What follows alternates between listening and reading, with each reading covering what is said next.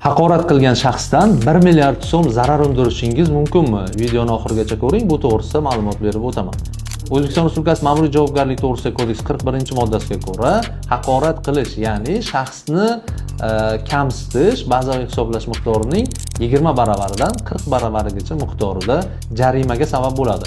Xo'sh, jarima agar davlatga to'lanadigan bo'lsa, men o'zim ketaveramanmi?